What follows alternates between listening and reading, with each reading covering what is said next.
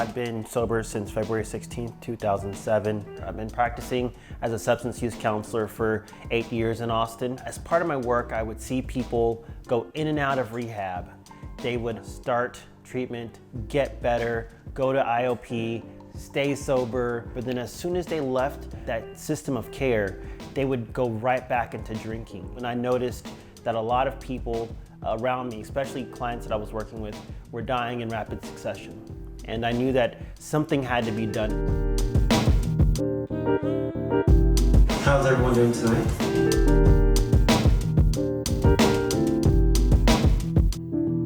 Sands Bar started in 2017.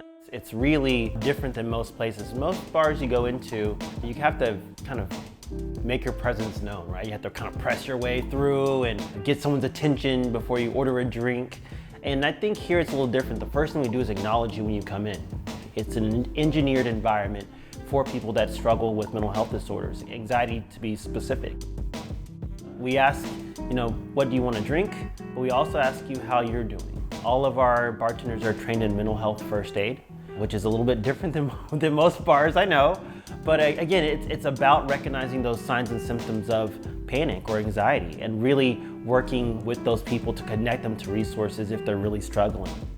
And the space behind Sands Bar is actually a space where we hold 12-step meetings of all stripes, not just AA or NA meetings. There's yoga during the weekends, there's all these different things happening with all these disparate groups, and yet we find this focal point of connection. I mean, I've seen people come in here and really, for the first time, connect with people in recovery. They walk in, they hear music, and they see people chatting, and they see drinks being served. And all this is a giant classroom to teach people how to live sober.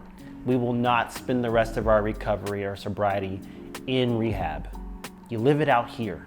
That is the power of what we are doing. This is not just about zero-proof drinks. This is about creating community through conversation. Tending bar is my new way of feeling everything that alcohol used to give me. There's just something about creating a new drink and just serving it to someone and that light coming on in their eyes. Most importantly, it's about people coming into this space and connecting with people around them. People who are just like them and looking for new friends. Community is vital in early recovery. We don't get high for the first time by ourselves. It's community that really shows us how to go down this destructive path. And I think the answer to addiction is community. We learn to stay sober together, we get clean together, and we can stay clean by having support and having accountability within our community. It's been a journey growing Sands Bar, and I just think that there's such a strong partnership between Recovery Unplugged and Sands Bar. And what I enjoy about Recovery Unplugged is that it really gets it. I think at the heart of what long-term recovery looks like, it's finding purpose. And when you heal people around their purpose, it's an amazing thing. So I'm just so glad to continue to strengthen my relationship with Recovery Unplugged because I think they are one of the most eminent treatment centers in North America. Anyone who's struggling with staying sober, I would suggest that they come and check out Sands Bar. This isn't a treatment place, this isn't a meeting space. This is a third space really where people just like you who once felt the same isolation and anxiety around making new friends comes to connect. Regardless of what you look like, who you love, how you view this world, you are part of this community. And we just really want you to know that you're loved and you're welcome here at Sands Bar.